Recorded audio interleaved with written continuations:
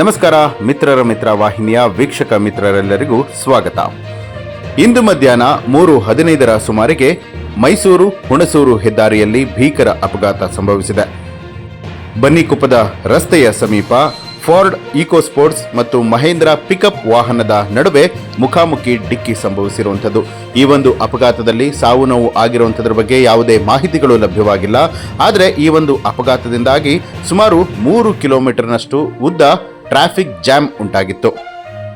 ಹುಣಸೂರು ಕಡೆಯಿಂದ ಮೈಸೂರಿಗೆ ಪ್ರಯಾಣವನ್ನ ಬೆಳೆಸ್ತಾ ಇದ್ದಂತಹ, ಅದೇ ರೀತಿ ಮೈಸೂರಿನಿಂದ ಮಡಿಕೇರಿ ಕಡೆಗೆ ಪ್ರಯಾಣವನ್ನ ಬೆಳೆಸ್ತಾ ಇದ್ದಂತಹ ಪ್ರಯಾಣಿಕರಿಗೆ ಇದರಿಂದ ಸಾಕಷ್ಟು ಕಿರಿಕಿರಿ ಉಂಟಾಗಿತ್ತು. ಅಪಘಾತ ಆದ ಕೂಡಲೇ ಸಾರ್ವಜನಿಕರು ಸಹಾಯಕ್ಕೆ ಅಂತ ಆಗಮಿಸಿದ್ರು. ಪೊಲೀಸರಿಗೆ ಮಾಹಿತಿ ಕೊಟ್ಟ ಕೂಡಲೇ ಹುಣಸೂರು ತಾಲೂಕಿನ ಪೊಲೀಸರು ಸ್ಥಳಕ್ಕೆ ಭೇಟಿ ನೀಡಿ ಪರಿಶೀಲನೆಯನ್ನ ನಡೆಸಿದ್ದಾರೆ. ಗಾಯಾಳುಗಳನ್ನ ಆಸ್ಪತ್ರೆಗೆ ರವಾನಿಸಲಾಗಿದೆ.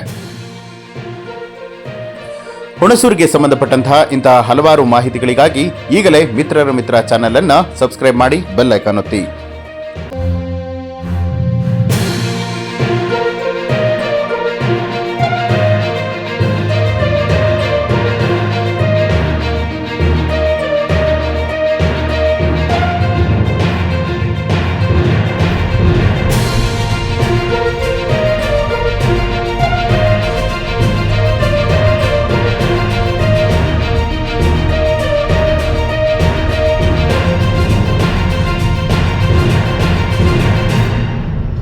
ಹೆಚ್ಚಿನ ವಿಡಿಯೋಗಳಿಗಾಗಿ ಮಿತ್ರರ ಮಿತ್ರ ಚಾನೆಲ್ ಅನ್ನ ಸಬ್ಸ್ಕ್ರೈಬ್ ಮಾಡಿ, ಬೆಲ್ ಐಕಾನ್ ಒತ್ತಿ.